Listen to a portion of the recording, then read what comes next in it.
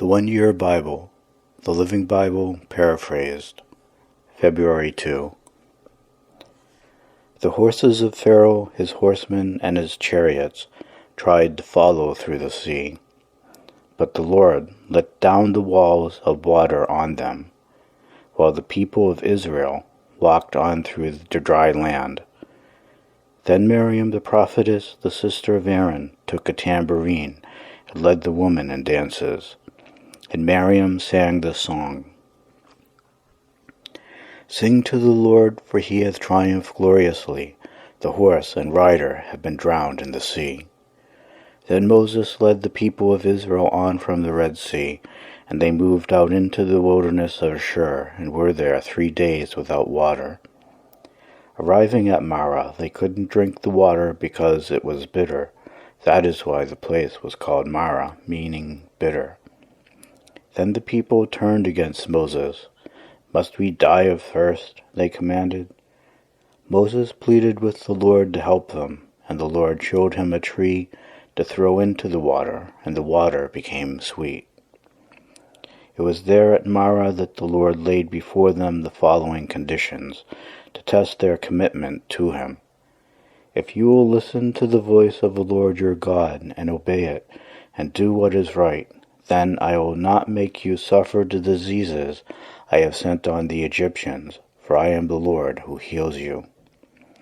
They came to Elim, where there were 12 springs and 70 palm trees, and they camped there beside the springs.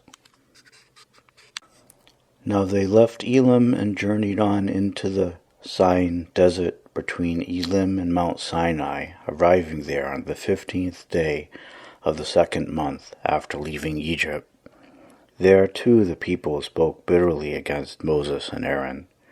"Oh, that we were back in Egypt," they moaned, "and that the Lord had killed us there, for there we had plenty to eat. But now you have brought us into this wilderness to kill us with starvation." Then the Lord said to Moses, "Look, I am going to rain down food from heaven for them. Everyone can go out each day and gather as much food as he needs, and I will test them in this, to see whether they will follow my instructions or not. Tell them to gather twice as much as usual on the 6th day of each week." Then Moses and Aaron called a meeting of all the people of Israel and told them, "This evening you will realize that it was the Lord who brought you out of the land of Egypt. In the morning you will see more of his glory, for he has heard your complaints against him. For you aren't really complaining against us. Who are we? The Lord will give you meat to eat in the evening and bread in the morning. Come now before Jehovah and hear his reply to your complaints." So Aaron called them together, and suddenly out towards the wilderness, from within the guiding cloud, there appeared the awesome glory of Jehovah. And Jehovah said to Moses, "I have heard their complaints. Tell them, in the evening you will have meat, and in the morning you will be stuffed with bread. You shall know that I am Jehovah your God." That evening vast numbers of quail arrived and covered the camp, and in the morning the desert all around the camp was wet with dew. When the dew disappeared later in the morning, it left thin white flakes that covered the ground like frost. When the people of Israel saw it, they asked each other, "What is it?" And Moses told them, "It is the food Jehovah has given you. Jehovah has said for everyone to gather as much as is needed for his household, about 2 quarts for each person." So the people of Israel went out and gathered it, some getting more and some less, before it melted on the ground. And there was just enough for everyone. Those who gathered more had nothing left over, and those who gathered little had no lack. Each home had just enough. And Moses told them, "Don't leave it overnight." But of course some of them wouldn't listen and left it until morning, and when they looked, it was full of maggots and had a terrible odor, and Moses was very angry with them. So they gathered the food morning by morning, each home according to its need. When the sun became hot upon the ground, the food melted and disappeared. On the 6th day there was twice as much as usual on the ground, 4 quarts instead of 2. The leaders of the people came and asked Moses why this had happened. And he told them, because the Lord has appointed tomorrow as a day of seriousness and rest, a holy Sabbath to the Lord, when we must refrain from doing our daily task.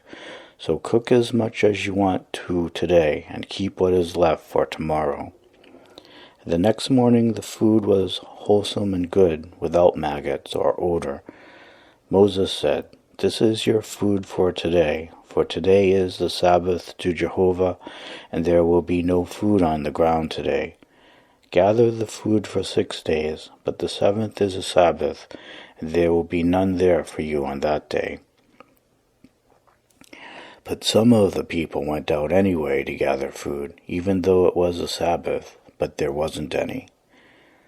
"How long will these people refuse to obey?" the Lord asked Moses. "Don't they realize that I am giving them twice as much on the 6th day, so that there will be enough for 2 days? For the Lord has given you the 7th day as a day of Sabbath rest. Stay in your tents and don't go out to pick up food from the ground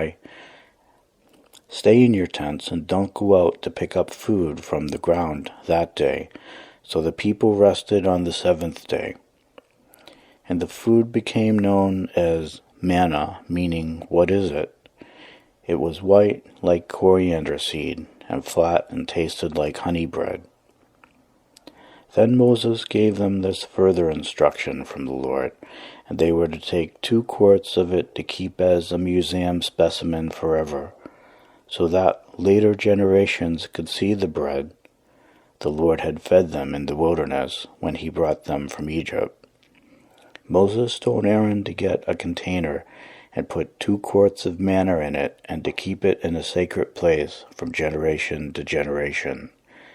Aaron did this just as the Lord had instructed Moses, and eventually it was kept in the ark in the tabernacle. So the people of Israel ate the manna 40 years until they arrived in the land of Canaan, where there were crops to eat. The omer, the container used to measure the manna, held about 2 quarts. It is approximately 1/10 of a bushel. Now, at God's command, the people of Israel left the Sin desert, going by easy stages to Rephidim. But upon arrival there was no water. So once more the people growled and complained to Moses. "Give us water," they wailed. "Quiet," Moses commanded. "Are you trying to test God's patience with you?" But, tormented with thirst, they cried out, "Why did you ever take us out of Egypt? Why did you bring us here to die, with our children and cattle too?" Then Moses pleaded with Jehovah, "What shall I do? For they are almost ready to stone me." Then Jehovah said to Moses, "Take the elders of Israel with you, and lead the people out to Mount Horeb. I will meet you there at the rock. Strike it with your rod, the same one you struck the Nile with, and water will come pouring out, enough for everyone." Moses did as he was told, and the water gushed out.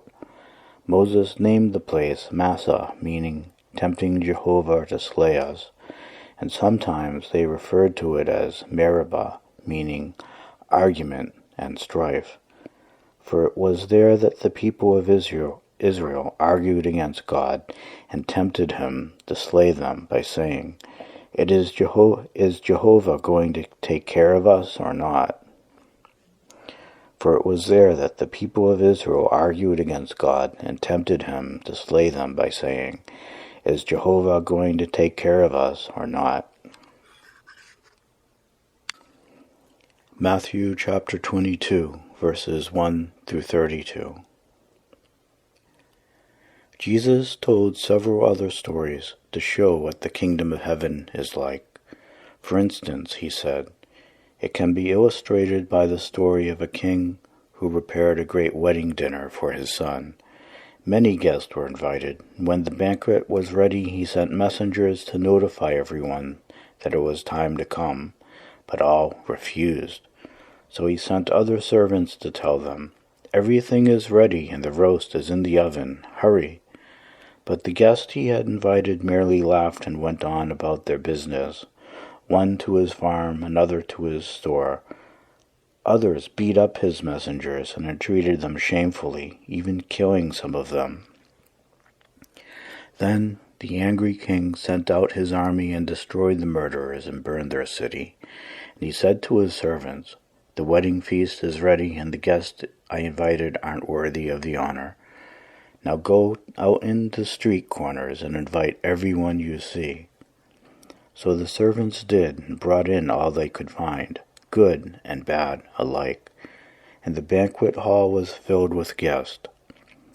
But when the king came in to meet the guest, he noticed the man who wasn't wearing the wedding robe provided for him. "Friend," he asked, "how does it happen that you are here without a wedding robe?" And the man had no reply.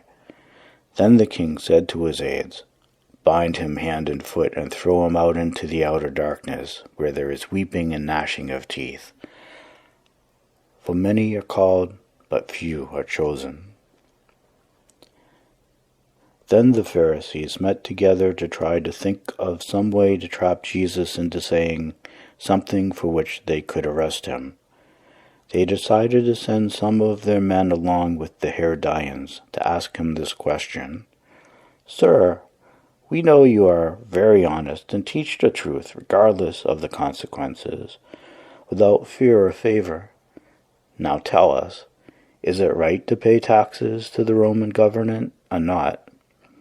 Jesus saw what they were after. "You hypocrites," he exclaimed, "who are you trying to fool with your trick questions? Here, show me a coin." And when they handed him a penny, he said, "Whose picture is stamped on it?" he asked.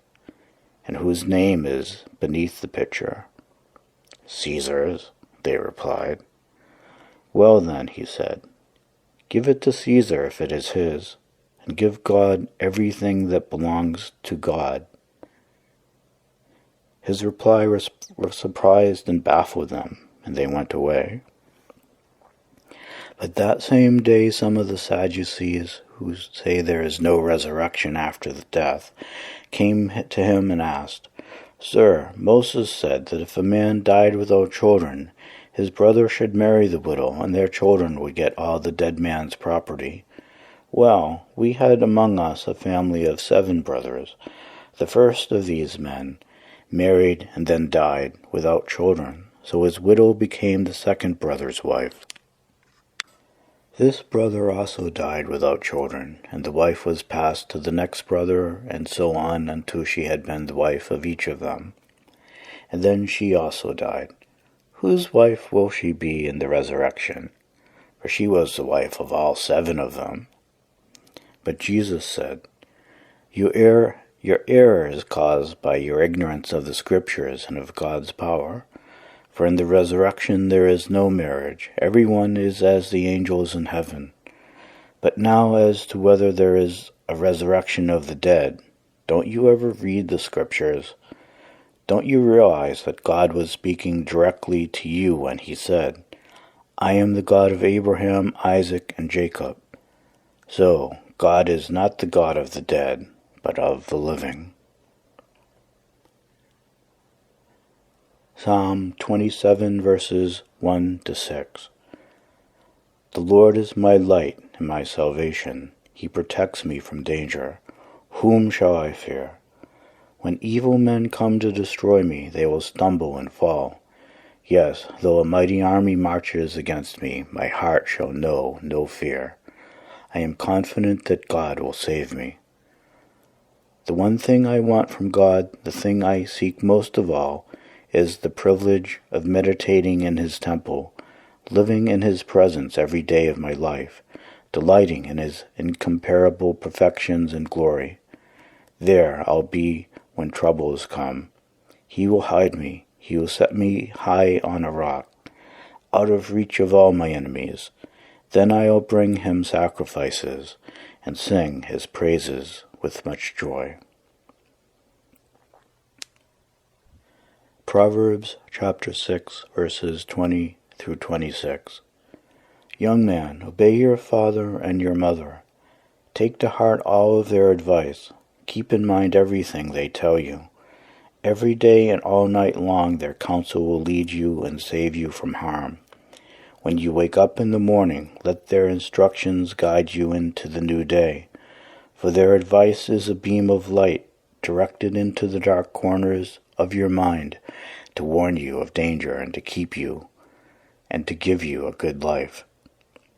Their counsel will keep you far away from prostitutes, with all their flatteries and unfaithful wives of other men. Don't lust for their beauty, don't let their coyness seduce you, for a prostitute will bring a man to poverty, and adulteress may cost him his very life.